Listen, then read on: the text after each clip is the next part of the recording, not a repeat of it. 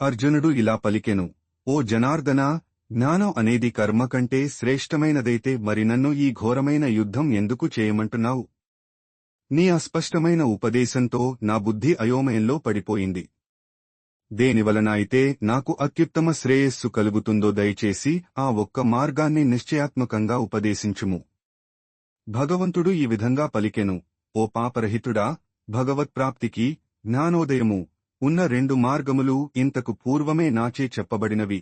ధ్యాన నిష్ఠయందు ఆసక్తి కలవారికి జ్ఞాన మార్గము, మరియు పనుల పట్ల ఆసక్తి కలవారికి కర్మ మార్గము.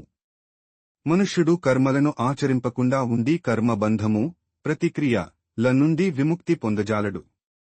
అలాగే కేవలం బాహ్య, భౌతిక సన్యాసము ద్వారా జ్ఞానసిద్ధిని పొందజాలడు. ఎవ్వరూ కూడా ఒక్క క్షణం కూడా కర్మను ఆచరించకుండా ఉండలేరు.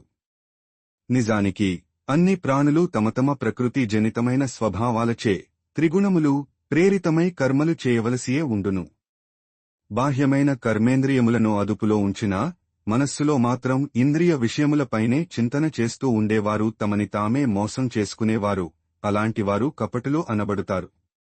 కాని అర్జునా, తమ జ్ఞానేంద్రియములను మనస్సుతో అదుపుచేసి, కర్మేంద్రియములతో మమకార ఆసక్తులు లేకుండా పనిచేసే కర్మయోగులు నిజంగా ఎంతో శ్రేష్ఠులు. కాబట్టి నీవు వేదముల అనుగుణంగా విధింపబడ్డ కర్తవ్యమును నిర్వర్తించాలి, ఎందుకంటే పనులు చేయటం అనేది క్రియారాహిత్యము కన్నా ఉత్తమమైనది. క్రియాకలాపములను విడిచిపెట్టడం వలన శరీర నిర్వహణ కూడా సాధ్యం కాదు. పనులని ఒక యజ్ఞంలాగా భగవత్ అర్పితంగా చేయాలి, లేదా ఆ పనులు మనలను ఈ జగత్తులో కర్మబంధములలో కట్టివేస్తాయి. కాబట్టి ఓ కుంతీపుత్రుడా, నీకు నిర్దేశింపబడిన విధులను, వాటి ఫలితములపై ఆసక్తి లేకుండా ఈశ్వర తృప్తి కోసం నిర్వర్తించుము.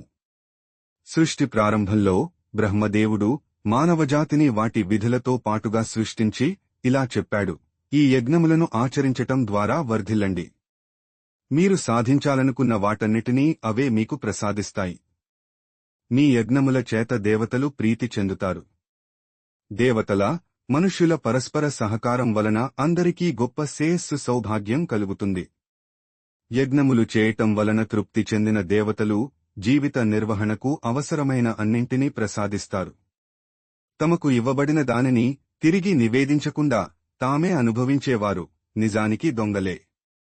యజ్ఞములో ముందుగా నివేదించగా మిగిలిన ఆహారమునే భుజించే ఆధ్యాత్మిక చింతనగల సత్పురుషులు సర్వ పాపముల నుండి విముక్తులవుతారు. తమ భోగమునకే అన్నం వండుకునే వారు పాపమునే భుజింతురు. సమస్త జీవులు ఆహారం మీద ఆధారపడి జీవిస్తాయి, మరియు వర్షముల వలన ఆహారం ఉత్పన్నమవుతుంది. యజ్ఞములు చేయటం వలన వానలు కురుస్తాయి, మరియు నిర్దేశింపబడిన కర్తవ్యముల విహిత కర్మలు ఆచరణచే యజ్ఞము జనిస్తుంది.